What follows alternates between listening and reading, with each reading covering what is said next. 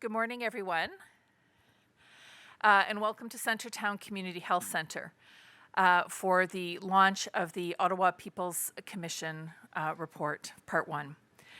Before we begin today, I would just like to start with a land acknowledgement. We would like to acknowledge and honour that we hold this meeting on the unceded and unsurrendered territory of the Algonquin Anishinaabe Nation. To be present on this land is a privilege, and we thank the Algonquin Anishinaabe people for providing us with the opportunity to live, learn, work, and play here. Nous voudrions souligner et honorer le fait que nous tenons cette réunion sur le territoire non cédé et non abandonné de la nation Algonquin Anishinaabe. Être présent sur sa terre est un privilège et nous remercions le peuple algonquin Anishinaabe de nous avoir donné la possibilité d'y vivre, d'y prendre, d'y travailler et de nous y divertir. The fact that we are speaking today about one kind of occupation, it is important to situate this work with the acknowledgement that as Canadians, we are also occupying the lands of many Indigenous people. I am pleased today to welcome you to the launch of Part 1 of the Ottawa People's Commission on the one-year anniversary of the convoy occupation. This is significant, as I was talking with staff and people last week as we approached the anniversary, and many of them spoke about the feelings of unease and the tension that they were feeling in their bodies as they remembered what it was like a year ago. I believe this work is an important part of the healing process. During the occupation and for weeks afterwards, clients, community members, and staff spoke about the need to document and hear about their experiences, in large part because our voices were not heard and reflected as the police and many of the politicians made decisions on how to respond to this event. Our experiences were minimized as they went on television and proclaimed this to be a non-violent protest. It was not. When we were approached to support an Ottawa People's Commission, we stepped up to take this work on as a community-driven initiative of the Community Health Centre to support and foster safe spaces for civic discourse. S'engager en faveur de la santé et du bien-être signifie s'assurer que nos rues et nos espaces communautaires sont des espaces sûrs pour tous. Il ne fait aucun doute que l'occupation de convois a eu un impact négatif important sur la santé physique, émotionnelle et mentale de nombreuses personnes qui vivaient et travaillaient dans le quartier de la ville, pas seulement le centre-ville, qui ont été touchés par les événements de l'année dernière. A commitment to health and well-being means ensuring that our streets and our community spaces are safe spaces for everyone. There is no doubt that the impact of the convoy occupation had a significant negative impact on the physical, emotional, and mental health of many of the people who lived and worked in the areas in the city, not just Centretown, that were impacted by the events of last year. We are pleased to see this report come forward and are honored to be a part of supporting this incredible testimony. Thank you for joining us here today, and I turn it over to Gail Maduri, our wonderful project coordinator, to lead us through today.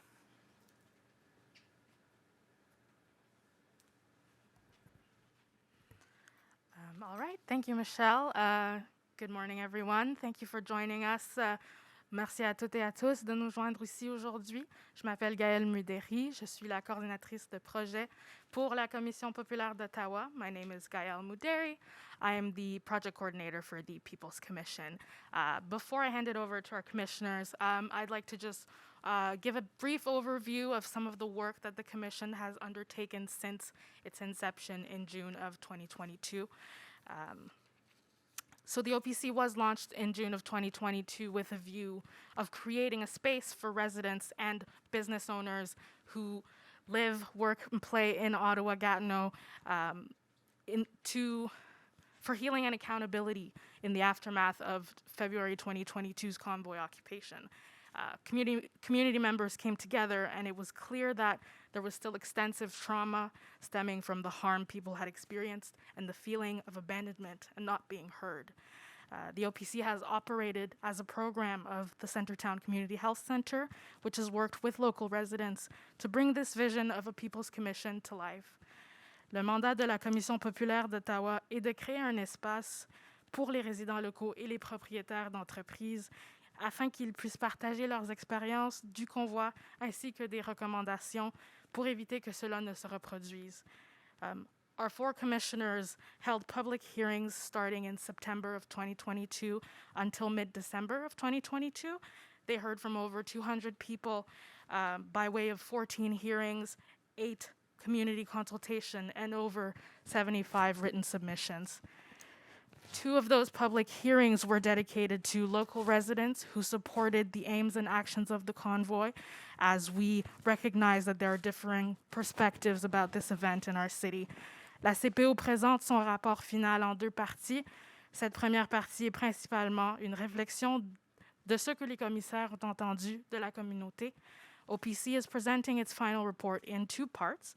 This first part is primarily a reflection of what we heard from the community, and part 2 will be released in late March, and will offer further analysis and propose relevant recommendations. This report is already available on our website, opc-cpo.ca. And I will turn it over to our commissioners, who will speak more in depth about their findings at this point.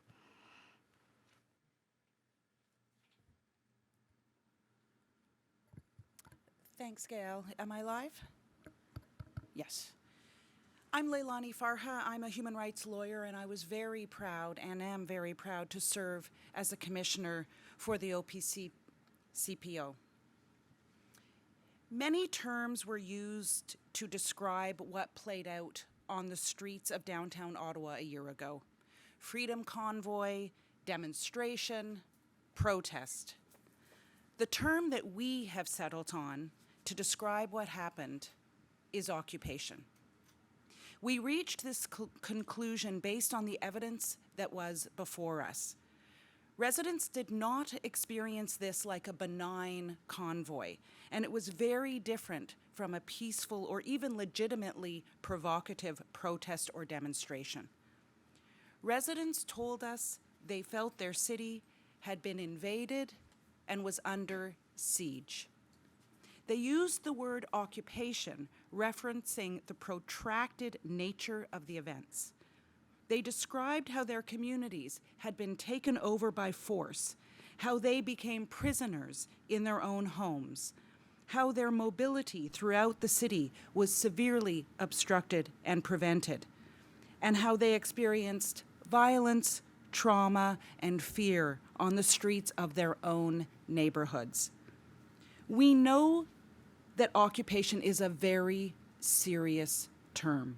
As human rights lawyers and advocates, we understand well its meaning in international law during times of conflict.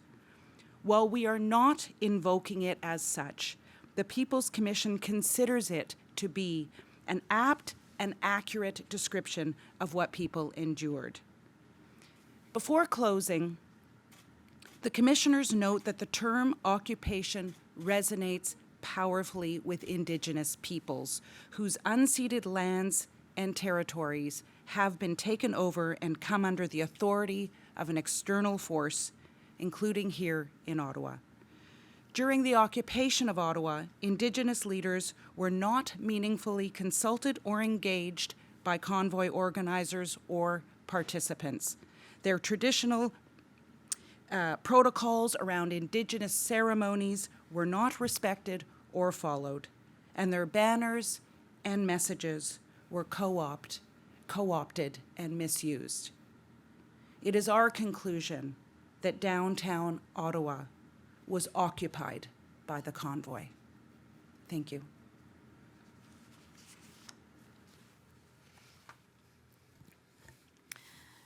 Good morning, bonjour. Je m'appelle Monia Mazik, je suis autrice et universitaire.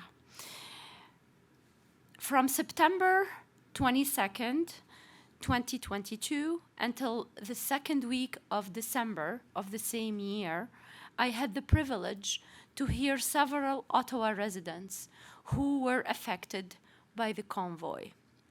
Except for a few numbers who described the convoy as liberating them from the COVID-19 restrictive measures, and their insistence that the convoy brought a fun atmosphere to Ottawa, similar to that of Canada Day celebrations, a majority of testimonies emphasized on the violence that accompanied the convoy and its supporters. Starting with the trucks that block the roads, the driveways, and the sidewalks, not knowing what was inside of them, with the possible scenario that they can be transformed into harmful weapons at any moment, moving to the horns that were blown constantly from as early as 7 in the morning to the late hours at night at a decibel range between 100 to 150, very damageable to human audition and mental health. To residents being followed and scared with speeding trucks for wearing masks, finishing with women being sexually harassed while racialized people and people with disability being mocked and verbally or physically threatened. Pendant l'occupation d'Ottawa par le convoi des camions, nous avons noté que la violence remplissait à la fois les rues d'Ottawa autant que la peur qui remplissait les cœurs de plusieurs de ses résidentes. Cette violence, qui a pris la forme de klaxonnements continus du matin au soir, n'a malheureusement pas été immédiatement stoppée par les autorités, ni par les agents de police qui ont été à maintes fois décrits par plusieurs témoignages comme des observateurs passifs, parfois même sympathiques aux supporters du convoi, ni par les politiciens qui ont mis plus que 3 longues semaines pour finalement commencer à prendre des décisions qui ont abouti au démantèlement de cette occupation. Hearing the residents of Ottawa testifying about their disappointments and frustrations, that their fear and anxiety about the surrounding violence they experienced during the convoy occupation were not taken seriously, literally being gaslighted. I felt that this was in total contrast to the peaceful protest that was often described to us by some media or by some politicians. In a time where the accuracy of information is not only needed but required, those powerful and detailed testimonies by many residents of Ottawa came to enlighten us about the real situation on the ground and gave us a clear picture and a thorough understanding of what happened during this occupation, whether in flags, obscene language, speeding cars, confrontation and sexual harassment and intimidation. Violence was everywhere and left unchallenged.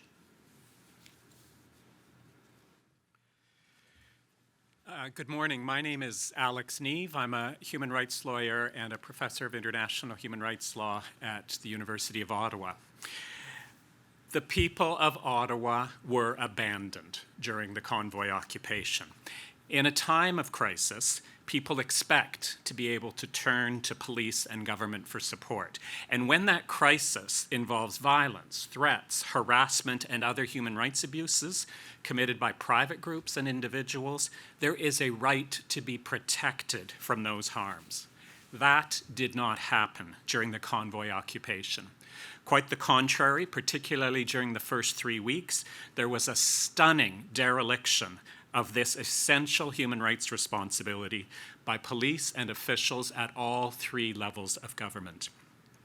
Les gens ne se sentaient pas en sécurité et protégés. Ils ont estimé qu'ils n'avaient pas d'importance. Ils se sont sentis abandonnés. Ce sentiment d'abandon est peut-être le sentiment que nous avons entendu plus fréquemment et systématiquement que presque toute autre chose, de la part de nombreuses personnes qui ont partagé leur expérience avec nous. Abandoned in that criminal laws and municipal bylaws were not enforced, intentionally so. People were rebuffed and discouraged when they tried to report assaults, threats, and other crimes, or parking, noise, and public safety infractions. Officers told them they were awaiting orders. Abandoned in that essential services were canceled and cut back, leaving vulnerable members of the community, including people with disabilities, virtually imprisoned in their homes, unable to access vital transit and medical appointments, crucial social programs, or even to reach grocery stores and pharmacies. Abandoned in that nothing was being done to address the impact of intolerable noise and visible, threatening symbols and messages of hate, racism, and intolerance. Community members themselves had to mount a heroic private court challenge to stop the torturous levels of honking. Abandoned in that they were not provided regular, reliable information about what was happening so that store owners could make informed decisions about whether or not to open for business, and residents could decide if it was safe enough to even go out their front door. La communauté a été abandonnée, mais ils ont regardé les camions entrer dans la ville, dirigés vers les endroits pour se garer et installer des camps de base. Abandonnés alors que certains policiers ont été vus en train de rire et de poser pour des selfies avec des participants au convoi. There were exceptions. Notably, we heard much appreciation for the efforts of downtown city councilors who responded to community needs. That was absolutely the exception, not even remotely close to the rule. The challenges were considerable. Of course they were. There were perhaps missteps early on that allowed the convoy to get too entrenched too quickly. But abandonment is not the answer to any of that. Abandonment is an unjustifiable human rights failure. It cannot be allowed to happen again. Thank you. Hi, everyone. My name is Debbie Owusu-Achan. I'm the Executive Director of the Canadian Centre for Gender and Sexual Diversity and a passionate activist and advocate here in Ottawa. My colleagues have all spoken about what we've heard over the last few months, stories around the fact that residents felt and experienced a siege in their own community, that folks witnessed hate and violence and experienced harassment in their own communities, and that the abandonment from police and decision makers, especially at a time where folks were dealing with inaccess to basic resources like groceries, medical appointments, and other services that they depend on for their own survival. This was a constant theme we heard that result in a lot of frustration, isolation, and anger. But what we really heard over the last few months with regards to how people dealt with this is an excellent story around people's ability to mobilize and create communities of care that was completely absent in stories around citizens and residents' experience of the occupation. It was community mobilization that resulted in different buildings coming together for food share programs that they created as a result of some of the most vulnerable people in those buildings not being able to get groceries or medication. It was community mobilization with some of these city councilors and representatives who actually showed up that resulted in a lovely network of safe walks for some of the most marginalized folks, including LGBTQ people that we heard from, racialized folks that we heard from. It was community mobilization that involved people putting their own selves at risk to get information and to share it online when we weren't getting that from the services that we depend on every day.